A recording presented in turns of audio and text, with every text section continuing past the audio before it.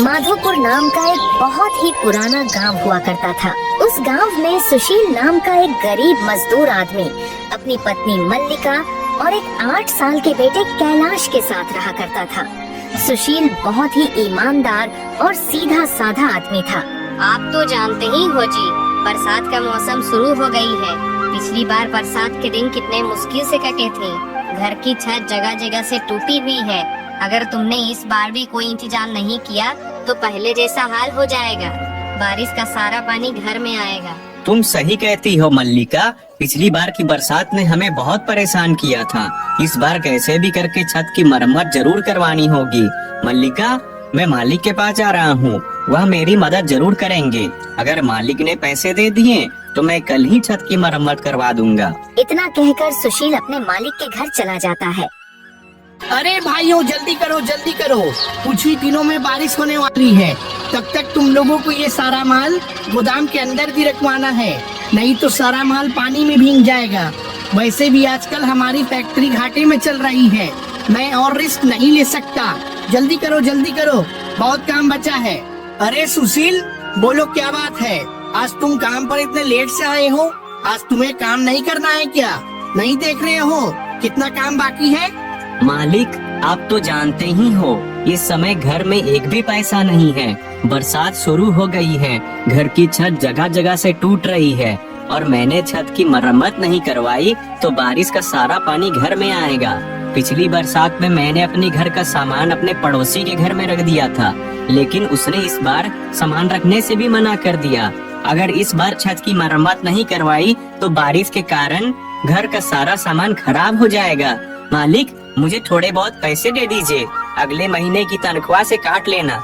सुशील, तुम्हें अच्छी तरह से पता है ना, मैंने कभी तुम्हें किसी चीज के लिए मना नहीं किया। मैंने हर समय तुम्हारी मदद की है और तुम यह भी जानते हो कि हमारी फैक्ट्री दिन भर दिन घाटे में जा रही है। इस फैक्ट्री की वजह से मुझे बहुत नुकसान हो गया है, इसलिए मुझे यह फैक्ट्री बंद करनी होगी। तुम भी अपने लिए कहीं और काम की तलाश कर लो। सेठ जी, लेकिन ऐसे में मुझे कहाँ काम मिलेगा? मैं तो आपसे बस थोड़े से पैसे उधार लेने आया था, लेकिन आपने तो मुझसे मेरा रोजगार ही छीन लिया। सुशील, मैं तुम्हारी परेशानी समझता हूँ भाई, लेकिन मैं भी मजबूर हूँ। जब धंधा ही चौपट हो गया तो मैं भी तुम्हें पैसे कहाँ से दूंगा? सुशील, मुझे भी तुम्हारी तरह अपने परिवार की चिंता है। मुझे भी कोई दूसरा काम देखना होगा घर के गुजारे के लिए। बेचारा सुशील दुखी होकर अपने घर लौट जाता है। मल्लिका, मालिक ने पैसे देने से मना कर दिया। इस बरसात में उनका भी हाल हमारे ही तरह है। मालिक ने फैक्ट्री बंद कर दी है, इसलिए मुझे भी काम से निकाल दिया गया है। अब मुझे कोई और काम तलाश करना होगा। यह तो बहुत बुरी खबर है जी। ऐसी बरसात में कहाँ काम मिलेगा? पहले तो छत की चिंता थी, लेकिन अब तो काम भी नहीं रहा। जब काम ही नहीं है तो छत की मरम्मत कैसे होगी? मल्लिका, तुम परेशान मत हो, मैं कल भी जाकर कोई काम ढूंढ लूंगा। अगर ईश्वर ने चाहा तो हम छत की मरम्मत जरूर करवा लेंगे। अगले दिन पूरे माधोपुर गांव में जोरों की गर्जन के साथ भारी वर्षा होने लगती है। सुशील के घर की छत टूटी होने के कारण सुशील के घर की छत से पानी टपकने लगता है। यह देखकर मल्लिका और सुशील काफी परेशान हो जाते हैं। भाग्यवान, मुझे बहुत चिंता हो रही है, कहीं बारिश के कारण हमारी छत टूट ना जाए। अगर इसी तरह रोज बारिश होती रही तो हम इस घर में कैसे रह पाएंगे? मुझे जल्दी कुछ न कुछ करना ही होगा। हाँ जी, आप बिल्कुल सही कह रहे हो। ये देखो, हमारी छत से कितना पानी टपक रहा है। ऐसे तो हमारे घर का सारा सामान खराब हो जाएगा। ठीक है भाग्यवान, मैं काम की तलाश में जा रहा हूँ। लेकिन जी, लेकिन बाहर जोरों से बारिश हो रही है। ऐसे में आप कहाँ जाओगे? मैं क्या करूँ भाग्यवान, और कुछ कर भी नहीं सकता। मुझे जाना ही होगा, नहीं तो हमारा सारा सामान खराब हो जाएगा। ठीक है जी, आप जैसा कहो, लेकिन आप ध्यान से जाइएगा। बाहर बहुत जोरों की बिजली भी कड़क रही है। फिर सुशील भारी वर्षा में छाता लेकर काम की तलाश में बाजार की ओर निकल जाता है। अरे आओ भाई आओ, ताजा ताजा मछली ले लो। बिल्कुल ही ताजा मछली है भाई, 120 रुपए किलो, 120 रुपए किलो। अरे ले लो भाई, ले लो। अरे आओ भाई आओ, इससे अच्छा मछली पूरे बाजार में नहीं मिलेगा भाई। अरे ओ मछली वाले भैया, मछली कैसे किलो दे रहे हो भाई? अरे 120 रुपए किलो है भैया, आपको लेना है तो बोलो। अरे नहीं नहीं भैया, मुझे मछली नहीं चाहिए। मुझे बस ये बता दो, तुम्हारे पास कोई मेरे लायक काम है? मैं कर दूंगा भाई, मुझे काम की जरूरत थी। अरे भैया, मैं तुम्हें क्या काम दे सकता हूँ? मैं तो एक साधारण सा गरीब मछली वाला हूँ। मेरा तो खुद का घर का गुजारा बहुत मुश्किल से हो पाता है। मुझे माफ करना भैया, मेरे पास तुम्हें देने लायक कोई काम नहीं है। हाँ, अगर मुझे जरूरत होगी तो मैं आपको जरूर बता दूंगा, लेकिन अभी फिलहाल मेरे पास कोई काम नहीं है। अच्छा ठीक है मछली वाले भैया, कोई बात नहीं। इतना कहकर सुशील आगे बढ़ जाता है। सुशील पूरा दिन काम की तलाश करता है, लेकिन उसे कहीं भी काम नहीं मिलता है। फिर सुशील चाय वाले की दुकान पर जाकर बैठ जाता है। अरे भाइयों, आप लोगों ने सुना? आज अखबार में आया है कि इस बार बहुत जोरों की बारिश होगी, लगभग 1 महीने तक लगातार, और बाढ़ आने का खतरा भी है। अरे भाई, ये कैसी बात कर रहे हो? ईश्वर ना करे ऐसा हो। अगर 1 महीने तक लगातार बारिश होगी तो किसान और गरीब लोग कैसे जिएंगे? बारिश की वजह से सारी फसलें मर जाएंगी और गरीब लोग का कारोबार भी बंद हो जाएगा। अरे सुशील भाई, अखबार में लिखा है, मैं तो बस वही बता रहा हूँ। अरे सुशील भाई, तुम चिंता क्यों करते हो? अखबार वाले तो कुछ भी उल्टा सीधा छाप देते हैं, जिससे अखबार ज्यादा बिके। मैं तो तुम्हें लीक कर देता हूँ, ऐसा कुछ नहीं होने वाला है, और होगा वही जो ईश्वर चाहते हैं। पिछली बार अखबार में छपा था कि इस बार बिल्कुल भी बारिश नहीं होगी, लेकिन हुआ उसका उल्टा। पिछली बार कितनी बारिश हुई थी। अरे मेरी तो दुकान भी चूने लगी थी, इसलिए अखबार में छपी बातों पे ध्यान मत दिया करो। मुझे लगता है तुम सही कह रहे हो, हमें अखबार की बातों पर विश्वास नहीं करना चाहिए, लेकिन हाँ, हमें होशियार रहना चाहिए, ताकि अगर कुछ समस्या आए तो हम तैयार रहें। सुशील को उन दोनों आदमियों की बात अजीब लगती है, इसलिए वह वहाँ से उठकर अपने घर चला जाता है। मल्लिका, मैंने हर जगह काम तलाश किया, लेकिन कहीं भी मुझे काम नहीं मिला। अब तुम ही बताओ, मैं क्या करूं? क्या आप ये क्या कह रहे हो जी? अब तो घर का राशन भी खत्म हो गया है, और सुबह से कैलाश की तबीयत भी बहुत खराब हो रही है। उसका सारा शरीर गर्म हो रहा है, मुझे लगता है उसे बुखार है। तुम उसके लिए दवाई ले आओ। लेकिन मल्लिका, मेरे पास तो एक भी पैसे नहीं है, फिर मैं कैलाश के लिए दवाई कहाँ से लाऊं? जी, अगर कैलाश को इलाज नहीं मिला तो उसकी हालत और भी बिगड़ सकती है। तुम्हें जल्दी कुछ करना होगा। लेकिन मल्लिका, मेरे पास एक भी रुपया नहीं है, ऐसे में कैलाश के लिए दवाई कहाँ से लाऊं? हाँ, हम एक काम कर सकते हैं, चलो हम वासु के घर चलते हैं। वो मेरा बचपन का दोस्त है, वो मेरी मदद जरूर करेगा। फिर दोनों तुरंत ही भारी वर्षा के बीच में ही छाता लेकर वासु के घर जाते हैं। वासु, अरे ओ भाई वासु, दरवाजा खोलो भाई, घर पर हो कि नहीं? अरे इतनी रात में कौन है भाई? रुको, आता हूँ। अरे भाई सुशील, तुम लोग यहाँ इतनी रात को इस भारी वर्षा के बीच यहाँ क्या कर रहे हो? कोई समस्या हो तो बताओ। वासु भाई, मेरा बेटा कैलाश बहुत बीमार है, अगर उसे जल्दी से कोई इलाज नहीं मिला तो उसकी हालत बहुत ही ज्यादा बिगड़ जाएगी। तुम मुझे थोड़े से पैसे उधार दे दो, मैं तुम्हारा एहसान जिंदगी भर नहीं भूलूंगा भाई। सुशील, मैं तुम्हारी पीड़ा समझ सकता हूँ भाई, लेकिन देखो, मेरे हालात भी कोई अच्छे नहीं हैं। अरे घर के बहुत खर्चे हैं, बच्चों के भी खर्चे हैं, और कमाई उतनी है नहीं जितने खर्चे हैं। इसलिए देखो भाई, मैं तुम्हारी मदद नहीं कर सकता हूँ, हो सके तो मुझे माफ कर देना। सुशील, अगर मेरे पास पैसे होते तो मैं तुम्हारी मदद जरूर करता। मुझे इस बात का बहुत दुख है कि मैं तुम्हारी इस परेशानी में मदद नहीं कर पा रहा हूँ, लेकिन भाई क्या करूँ, मैं भी मजबूर हूँ। वासु भाई, यह केवल पैसों की बात नहीं है भाई, यह मेरे बेटे के जीवन का सवाल है। तुम वाकई में मेरी इस गंभीर स्थिति में मदद नहीं कर सकते? क्या मेरे बेटे की जिंदगी तुम्हारी दया और सहायता के लायक नहीं? अरे भाई सुशील, तुम ऐसी बात क्यों कर रहे हो भाई? मेरी बातों को समझने की कोशिश करो। मैं सचमुच तुम्हारी मदद करना चाहता हूँ, लेकिन मेरे खुद के हालात इस समय सही नहीं है भाई। मुझे पूरी उम्मीद है कि कोई न कोई तुम्हारी मदद जरूर करेगा। इतना कहकर वासु अपने घर के अंदर चला जाता है। दोनों पति पत्नी यह सुनकर और भी ज्यादा दुखी हो जाते हैं। कौन था जी दरवाजे पर?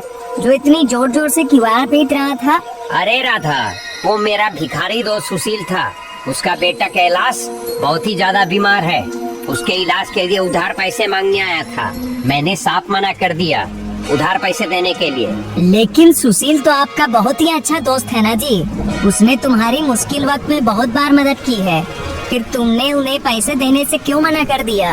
अरे भाई, मैं कोई दानवीर नहीं हूँ जो किसी की भी मदद करता फिरूं। और रही बात दोस्ती की, दोस्ती केवल मैं तब तक रखता हूँ जब तक मुझे सामने वाले से फायदा होता है। चलो मानो मैंने उसे पैसे उधार दे दिए, लेकिन वो मेरा पैसा लौटाएगा कैसे? अब तो उसकी नौकरी भी चली गई है। मुझे लगता है आपको ऐसा नहीं करना चाहिए था। ईश्वर ना करे उसके बेटे को कुछ हो जाए। अरे तो मैं क्या करूं? मैंने सबका ठेका ले रखा है क्या? अगर हो गया तो हो जाने दो, वो जाने और उसकी पत्नी जाने। अरे मेरे अलावा और भी बहुत लोग हैं, कोई ना कोई उसकी मदद जरूर ही कर देगा। ईश्वर का डर कीजिए जी, मुसीबत आते देर नहीं लगती है। कहीं ऐसा ना हो तुम्हारा यह घमंड तुम्हें ले डूबे। अरे यह सब फालतू की बातें हैं, तुम इन बातों पर ध्यान मत दिया करो। वैसे भी ये कोई घमंड वाली बात नहीं है। अरे भाई, मेरा पैसा है, मैं किसी को दूं या नहीं दूं, मेरी मर्जी। उधर सुशील परेशान बेबस था। उसने सभी जानने वालों से पैसे उधार मांगे, लेकिन किसी ने भी उसे पैसे नहीं दिए। लोगों ने अलग अलग बहाने बनाकर उसकी मदद करने से मना कर दिया। कुछ ने कहा वह खुद भी परेशान है, कुछ ने कहा उनके पास पैसे नहीं है। उसकी स्थिति ऐसी हो गई कि वह सोचने लगा, क्या वास्तव में उसके लिए कोई नहीं है जो उसकी मदद कर सके? तभी कैलाश अपनी माँ से कहता है, माँ, मुझे बहुत ठंड लग रही है माँ। ठंड से मेरा पूरा शरीर कांप रहा है। आप कुछ करते क्यों नहीं जी?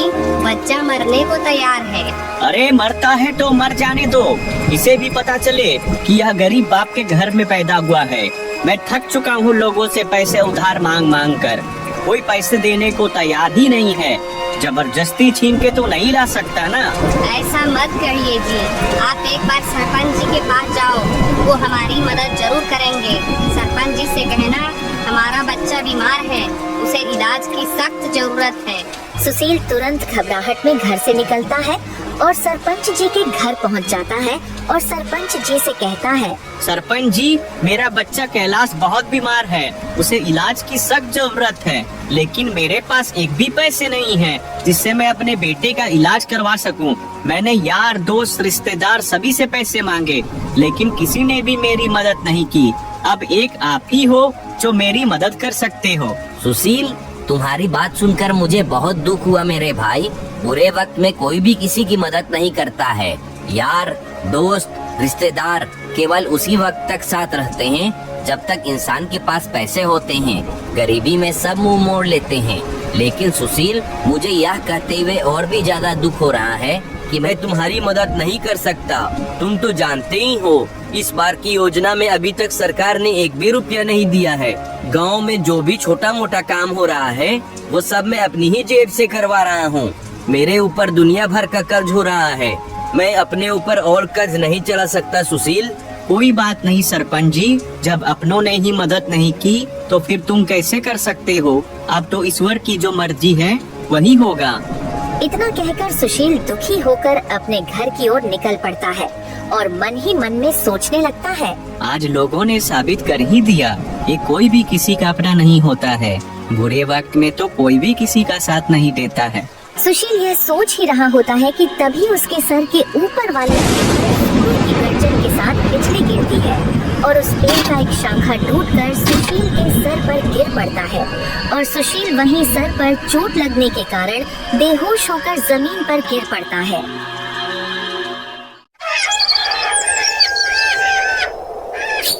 अगले दिन उसी रास्ते पर एक व्यापारी अपनी गाड़ी लेकर आ रहा होता है कि तभी उसकी नजर जमीन पर लेटे हुए सुशील पर पड़ती है।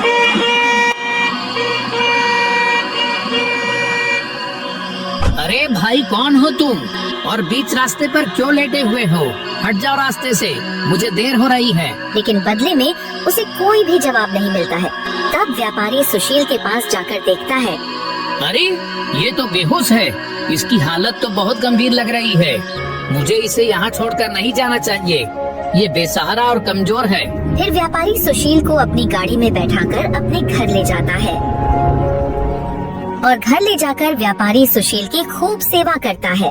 कुछ ही देर में सुशील को होश आ जाता है। मैं कहाँ हूँ? मैं तो अपने घर जा रहा था, फिर यहाँ कैसे आया? मुझे जल्दी से अपने घर जाना होगा। तुम रास्ते पे बेहोश पड़े थे, इसलिए मैंने तुम्हें अपने घर ले आया। तुम्हारा अभी अपने घर जाना ठीक नहीं रहेगा। पहले तुम्हें आराम करने की सख्त जरूरत है, उसके बाद अपने घर चले जाना। आपने मेरी मदद क्यों की? आप तो मुझे जानते भी नहीं हो, फिर भी आपने मेरी मदद की, मुझे अपने घर ले आए और मेरे इतने अच्छे से ख्याल रखा। देखो छोटे भाई, जीवन में बस खुद की मदद करना ही काफी नहीं होता है, बल्कि हम सब एक दूसरे की मदद के लिए हैं। जब कोई इंसान परेशान हो तो हमारा फर्ज बनता है कि उसकी मदद करें। हो सकता है कि तुमने अब तक कई लोगों के बुरे पहलू ही देखे हैं, लेकिन मैं मानता हूँ कि अच्छाई भी इसी दुनिया का हिस्सा है। वैसे तुम बेहोश कैसे हो गए थे? तुम्हें देखकर ऐसा लगता है जैसे तुम्हारी हालत कुछ अच्छी नहीं है। जी मेरा बेटा बहुत बीमार है, मेरे पास एक पैसा भी नहीं है जिससे मैं उसका इलाज करवा सकूं। मैंने सभी से अपने बेटे के इलाज के लिए पैसे उधार मांगे, लेकिन किसी ने भी मेरी मदद नहीं की। मैं आखिरी उम्मीद लेकर सरपंच जी के पास गया था, लेकिन उन्होंने भी मुझे पैसे देने से इनकार कर दिया। मैं इसी सोच में डूबा डूबा, साथ ही साथ तेज बारिश भी हो रही थी। तभी मेरे सर के ऊपर वाले पेड़ पर अचानक बिजली गिरी और उसके बाद मुझे कुछ भी याद नहीं है। अब आँख खुली तो आप मेरे सामने हो। अरे छोटे भाई, तुम तो बहुत मुसीबत में लगते हो। अब तो तुम्हारे बेटे की हालत बहुत खराब हो गई होगी। एक काम करो, जल्दी से अपने घर जाओ और अपने बेटे का इलाज करवाओ। वह भला आदमी सुशील को बहुत सारे पैसे देता है। इन पैसों से तुम अपने बेटे का इलाज और अपनी छत को बनवा लेना और बचे हुए पैसों से कोई कारोबार कर लेना। जब कभी तुम्हारे पास पैसे हो जाएं, मुझे आकर लौटा देना। आपका धन्यवाद बड़े भैया, आप मेरे लिए भगवान से कम नहीं हो।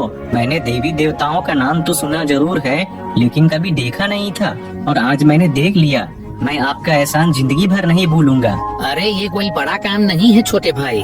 अच्छा, अब तुम जल्दी घर जाओ और अपने बेटे को डॉक्टर को दिखाओ। सुशील जल्दी से अपने घर जाता है।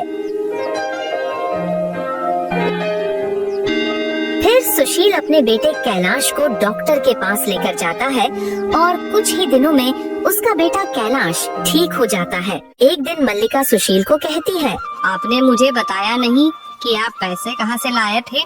मल्लिका, ये पैसे मुझे एक आदमी ने दिए थे।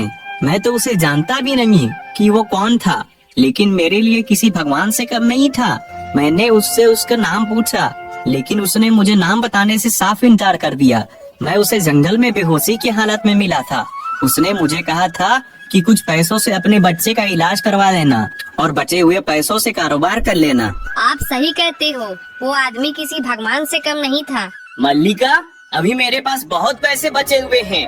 मैं सोच रहा हूँ कि इन पैसों से कोई काम शुरू कर लेता हूँ, लेकिन मेरे समझ नहीं आ रहा है कि मैं क्या काम शुरू करूँ। मैं तो कहती हूँ हम एक फल का दुकान खोल लेते हैं। मैं खेत में फल उगाऊंगी, आप बाजार ले जाकर बेचना। तुम सही कहती हो मल्लिका, हम एक फल का दुकान खोल लेते हैं।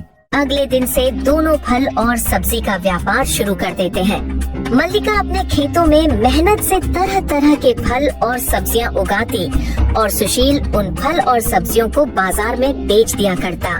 धीरे धीरे करके सुशील का व्यापार बहुत ही बड़ा हो जाता है और वह गांव का सबसे अमीर व्यक्ति बन जाता है। उसके ग्राहक चारों ओर फैले हुए थे। जमा किए हुए पैसों से सुशील एक अच्छा घर भी खरीद लेता है। यूं ही कुछ दिन गुजर जाते हैं। एक दिन जब सुशील घर पर होता है तो उसका दोस्त वासु आता है। सुशील, तुम्हारी भाभी की तबीयत बहुत खराब है भाई। घर में एक भी पैसा नहीं है जिससे मैं उसकी दवाई ला सकूं। तुम ही हो जो इस मुसीबत में मेरी मदद कर सकते हो। वासु भाई, तुम परेशान मत हो, मैं तुम्हें अभी पैसे दे देता हूँ। सुशील वासु को पैसे दे देता है। वासु ने सोचा था कि जैसे मैंने उसे पैसे उधार नहीं दिए थे, सुशील भी मुझे पैसे उधार नहीं देगा, लेकिन सुशील ऐसा नहीं था। सुशील सभी की मदद करता था। यह सब देखकर वासु को अपनी गलती का एहसास होता है और वह सुशील से कहता है, आज मुझे सच्ची दोस्ती की ताकत का एहसास हुआ मेरे भाई। जब तुम्हारी आर्थिक स्थिति कमजोर थी, मैंने तुम्हारे सामने अपने पैसे का दिखावा किया और तुम्हारे हालात का मजाक बनाया। मेरे घमंड और अहंकार ने मुझे अंधा कर दिया था कि मैंने तुम्हारी मदद करने से इनकार कर दिया। लेकिन अब समय ने मुझे एक बड़ा सबक सिखाया है। मुझे अपनी गलती का एहसास है। कृपया मुझे माफ कर दो सुशील। अरे भाई वासु, इसमें माफी की कोई बात नहीं है भाई। मैंने जो किया यह तो मेरा फर्ज था। तुम्हें अपनी गलती का एहसास हो गया, यही मेरे लिए सबसे बड़ी बात है। मैं तुम्हें दिल से माफ करता हूँ। अब तुम जल्दी जाओ और ख्याल रखो। वासु अपने घर चला जाता है। फिर सुशील अपनी पत्नी से कहता है, हमारे पास तो जमा पूंजी अच्छी खासी हो गई है और हमारा काम भी अच्छा चल रहा है। ऊपर वाले की दुआ से सब बढ़िया है। मैं सोच रहा था कि क्यों ना मैं उस भले आदमी को उधार पैसे दे आऊं। आप सही सोच रहे हो जी। उस भले आदमी ने इतने कठिन समय में हमारी मदद की थी। उसी की वजह से तो आज हम यहाँ तक पहुँचे हैं। अब तुम उसके पैसे लौटा आओ। सुशील उस भले आदमी के पैसे वापस करने के लिए निकल जाता है। जब सुशील घर पहुंचता है तो उसे वह भला आदमी नहीं मिलता है, उसे एक दूसरा आदमी मिलता है। अरे भाई, यहाँ पर पहले एक आदमी रहता था, मुझे उसी से मिलना है। कौन आदमी? नाम क्या है उसका? उसका नाम तो मुझे नहीं पता, लेकिन वो थोड़ा हट्टा कट्टा और दयालु स्वभाव का आदमी था। अरे भाई, यहाँ ऐसा कोई आदमी नहीं रहता है। पिछले 30 साल से तो इस घर में मैं ही रहता हूँ। अरे दादा, मुझे पूरा याद है। वो आदमी मुझे इसी घर में लेकर आया था। मैं इस घर में लगभग 5 घंटे रुका था। अरे क्यों फिजूल की बातें करके मेरा समय खराब कर रहे हो? मैं कितनी बार बताऊं कि यहाँ मेरे सिवा और कोई नहीं रहता है। अब यहाँ से तुम जाओ और मुझे काम करने दो। मल्लिका, आज मुझे बहुत अजीब स्थिति का सामना करना पड़ा। उस घर में जहाँ वह भला आदमी मुझे लेकर गया था ना, वहाँ मुझे वो आदमी नहीं मिला, बल्कि मुझे एक बिल्कुल ही अलग व्यक्ति मिला। उसने कहा कि वह उस घर में लगभग 30 साल से रहता है और उसके अलावा वहाँ और कोई नहीं रहता है। क्या आप पूरी यकीन के साथ कह सकते हो वो भला आदमी तुम्हें उसी घर में लेकर गया था? अरे हाँ, मुझे पूरी तरह से यकीन है। उस घर की पहचान मेरे दिमाग में गहरी बैठी हुई है। वो मुझे उसी घर में ले गया था और मैं वहाँ करीब 5 घंटे तक रुका था। लेकिन आज जब मैं उस घर में जाकर उस आदमी को खोजने लगा तो मुझे एक अलग ही व्यक्ति मिला। उसने बहुत ही जोर देकर कहा कि वह उस घर में लगभग 30 साल से रह रहा है और उसके अलावा वहाँ कोई नहीं रहता है। जी, मुझे लगता है कि ईश्वर ने हमारी मदद एक रहस्यमय तरीके से की है। तुम्हारी ईमानदारी और अच्छाई की वजह से ही हमें वह मदद मिली थी। तो आप लोगों ने देखा दोस्तों, सुशील की तरह जो व्यक्ति दूसरों की मदद करता है, उसे ऊपर वाला भी किसी न किसी रूप में हमेशा साथ देता है।